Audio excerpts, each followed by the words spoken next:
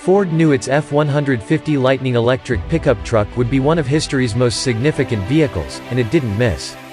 Pickup trucks were the longest holdout in the transition to electric vehicles, and for good reason. Their use cases are different, more diverse, and more challenging than anything a car or SUV deals with. They need to tow and haul and off-road as well as they commute, and those all take radically different skill sets. They're also the best-selling vehicles in America and huge profit and loyalty centers for their makers. Ford absolutely had to get its first ever electric truck right, and with the 2022 Ford F-150 Lightning, it damn well did. No joke. The Lightning is one of the most important pickup trucks, vehicles, really, in history. Forget early adopters, environmentalists, and technophiles. This truck has to convince construction workers, farmers, ranchers, surveyors, and everyday truck fans that electric pickups aren't just viable but desirable. That an EV truck not only can do the work but also do it better. It does that.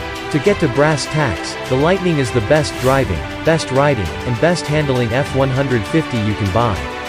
The only reasons not to buy one over a gas or diesel-powered F-150 are that you have nowhere to charge at home, you actually tow hundreds of miles at a time on a regular basis, or you simply don't like, or won't let yourself like, electric vehicles.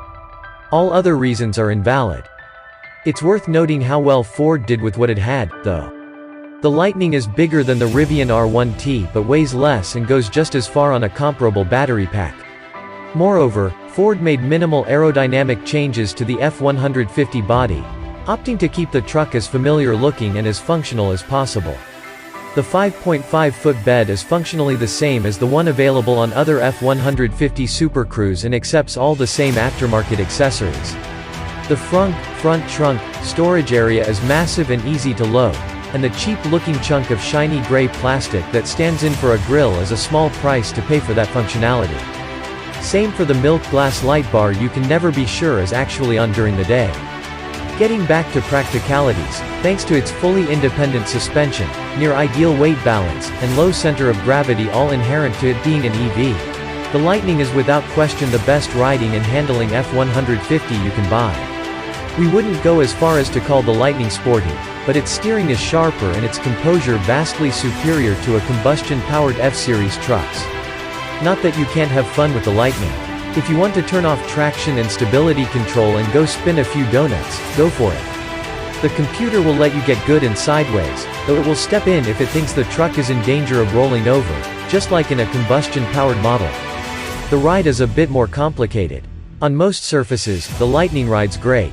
It's especially apparent off-road, where losing the heavy live rear axle has done wonders for comfort. The truck feels calmer and more confident. The drawback is in the damping. Hit a big dip or some long, rolling bumps, and the truck gets all light and floaty on the rebound. Hit a section of highway with a lot of expansion joints, and it feels like the truck never settles completely. We'd hoped putting weight in the bed or on the hitch would provide a remedy, but it only took the edge off. Ford engineers considered air springs and adaptive dampers like the competition uses but decided against them based on customer feedback and cost targets. As well as it rides off-road, the Lightning clearly isn't meant to be an electric Raptor. With 8.9 inches of ground clearance, it's the equivalent of a regular 4x4 F-150 with an FX4 off-road package at best. That big, low-hanging battery just doesn't do any favors for the breakover angle. That said, the fine throttle control provided by the electric motors, particularly in off-road mode, lets you maximize your traction at all times. It also allows for a bit of pedal overlap, crucial for smooth crawling. The manually lockable rear differential and brake-based torque vectoring will get you out of most situations you can get a truck with this clearance and these optional mild all-terrain tires into. That's one of the Lightning's few obvious weak points. Its maximum charging rate of 150 kilowatts isn't as quick as that of the Rivian R1T and GMC Hummer EV. The only other electric trucks on sale right now, which already exceed 200 kilowatts or even 300 kilowatts in some cases. Ford engineers counter that they've spent a lot of time working on the charging curve to keep charging speed up as long as possible rather than peaking and falling off. As evidence, they point to the truck's ability to charge at higher speed all the way to 90% before tapering, whereas most EVs start to taper after 80%. They refuse to say anything about potential software updates that could increase the charging rate in the future. The real towing issue is the current availability of public fast charging stations, in particular the complete lack of pull-through stations where you can charge without dropping your trailer.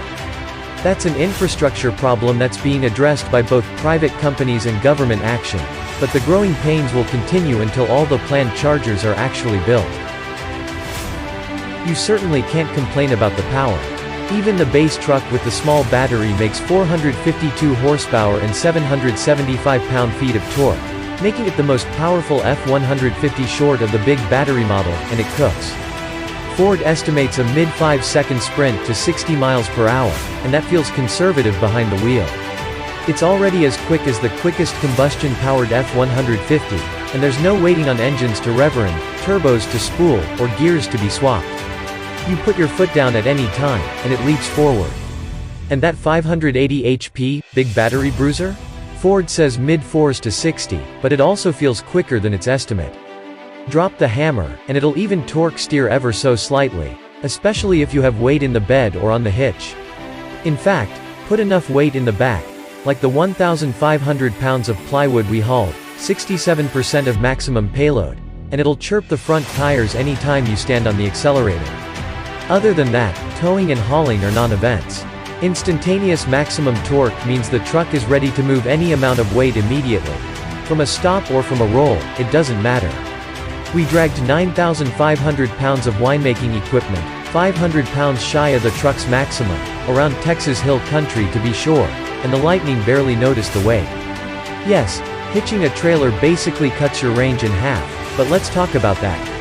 For one, the Lightning goes between 230 and 320 miles on a charge depending on battery size, so that's 115 to 160 miles towing, which is still 2 to 3 hours of driving. Second, our experience in Ford's instrumented testing shows towing with a combustion-powered truck cuts your range in half, too, so it's not a question of range but of charging. Good news is, the truck uses every piece of data it can, from weather to topography to the optional onboard scales, to determine your instantaneous range.